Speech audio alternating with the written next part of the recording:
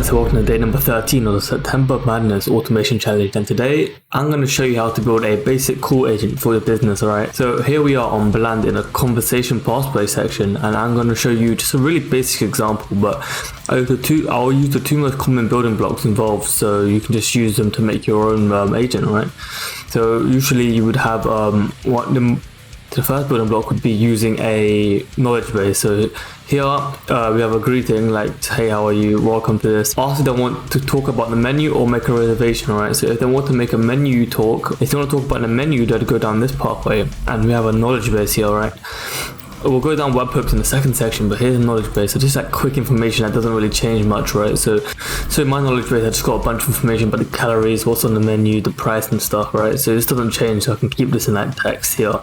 And I've instructed my AI to just answer questions about it, anything I want to know really. And this is a loop condition, so if they need more information, it will stay on here, carry on, ask a question, carry on, get answers, alright? And when they're satisfied, just end the call saying thank you, right? So that's quite simple just to begin with. And now let's get into a slightly more complicated. I told you it's going to be a simple example, so it's not going to get too complicated, right? They want to make a reservation, so ask them for the name, phone number, preferred date, and the time of reservation, and the number of guests, alright? So what's so good about this, you don't need to tell it to specify the variables. We've got a backend that will look at the whole transcript and just take out all the key events, right? Let's say that, and then after they provide all information, so this is a condition, these are actual conditions, these aren't just labels, right? After they provide everything, if they don't provide everything, they're going to ask again, alright? So after they provide anything, we're going to go to the next module, which is confirm reservation and stuff hiding beneath it. It's a bit weird. So after that, after they give all information, they will repeat it back to the caller to confirm it, right? Because we want to get it right. Now it looks a bit complicated here, but just follow the flow, right? After they confirm, they say, yeah, that's the reservation I just said. It goes down to our webhook, alright? And now this webhook contains all the busy times in a Google Calendar, right? We've gone through this a little bit before. It will compare the busy times in our Google Calendar to the reservation time they want, okay? And if they meet, like they are on the same time, they can't make a reservation in busy time.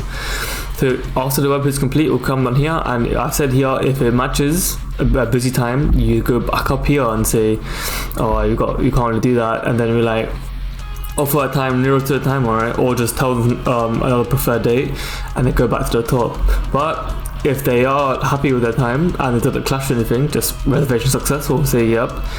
And yeah, so before we go to the post-call automation part of this, let's just go over here at the webhook. Okay, so this is going to be about a the data, so it changes. You can change the menu or change it automatically, alright? So this is not the menu one, this is actually Google time. So if you make a Google event, it will come up as a new event as a busy time, and it automatically gets sent here as a list, right? In fact, I can even show you, look, I put one in here, so it should come up in a sec. Yeah, this is just if I wanted to switch the dynamic data with the webhook, don't worry about this. So here, just the one time I just made a couple seconds ago, just some random time to see if it works. So it will make sure nothing clashes on this date, alright? So this is quite dynamic, quite cool. So let me show you that one quickly. I've shown you this before, I'll go over it briefly how we create this. Yep, so here's where we send things back to the caller in live time, so we can use it while talking, right?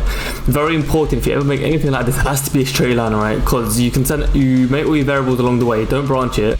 Now make all the variables along the way, like here's one defined here and here's another defined here, you bring them all together, right?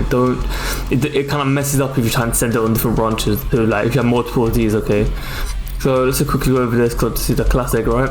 Date requested, it's just now plus a month, yep. And then use Google Calendar to find busy times within that time frame. It will be a bunch of events, but it's only one for me because I just put one here. Put them all into separate events, so consider them all separately. Format them in like some weird format like ISO 139 or something. That's the only way Google Calendar actually like recognizes the time, so just format it like this. Put it back into one big group.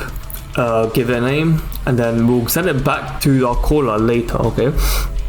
And now this is to do with the menu. So just have a menu with a random Google Sheet, Google Doc, anything you want.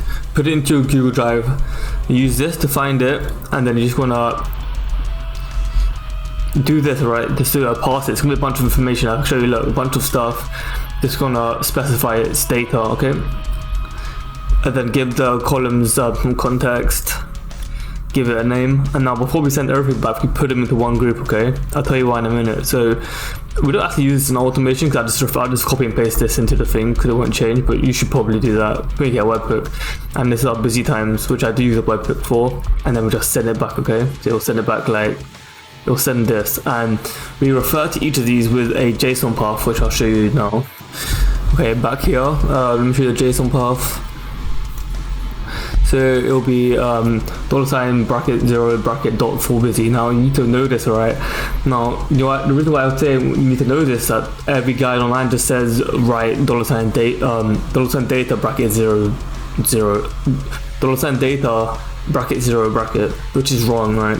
It doesn't work for some reason. You need to have the 0 with 2 brackets, no data here. So just remember that, right? And then give some context and stuff. So yeah, so this gives it. So this takes the full busy time, and then just like I said earlier, just compares it. It's quite good. You normally want to, if you have like small amount of information like this, you can just put it into a knowledge base, but you should probably do the webhook. As you can see, if I wanted to do the menu at the webhook, I would just do $0 and then dot, and it's called menu information for me, but you might call it something whatever. So yeah, nice and simple. Let me talk about what happens after the call's done. Alright, first of all, this is not complicated. This is just we've got a bit of a hiccup going on. Alright, I'll explain to you in a minute. But these are both the same thing. These branches. We went over the top one and one of the last days. But anyways, so call gets done. It has a bunch of information, but most specifically at the concatenated transcript, right, which is just a full thing being said. Use our chat module to pass out the full transcript. Then we use these four on the full transcript. Okay. Use this chat module to make a summary of the full transcript, and then we're going to use these 4 chat modules on the summary to pass out the information, right? Pass out the date, time, name, and phone number, okay? And we said in the date and time and stuff to put it in that format to be accepted here, and it will create the dates, okay? It will just create the dates like this, and it will come up in the calendar. That's about it. But I told you I had a hiccup, but so basically, right now it appears that Balance having a bit of like a hiccups, alright. There seems to be problems with the API right now, so it looks like there will be no calling, alright. Hold on, post editing me here. I actually did manage to get a call in, so if you're interested and still here, go wait to the end of the video, alright. I'm sorry, okay, I'll make it up to you.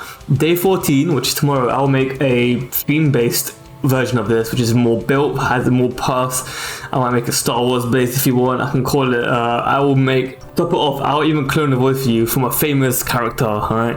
I'll do that metal robot, alright? It'll be great, alright? Just hang in there for tomorrow. I'm sorry, the API is fucked. Hello, thank you for calling.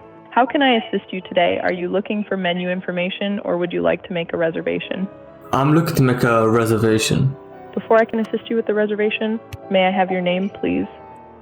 Jimmy, I just need to confirm a few details. Can you please tell me the date, time, and number of guests for the reservation you'd like to make? How about next Monday at 6 p.m. and then there's going to be 2 guests. Just to confirm, Jimmy, your reservation would be for next Monday at 6 p.m. and there will be 2 guests. Is that correct? Yup. Jimmy, thank you for making a reservation with us. Your table for 2 guests has been booked for next Monday at 6 p.m. We'll make sure to have everything ready for you. Please arrive 10 to 15 minutes prior to your reservation time to ensure a smooth check-in process. We're looking forward to serving you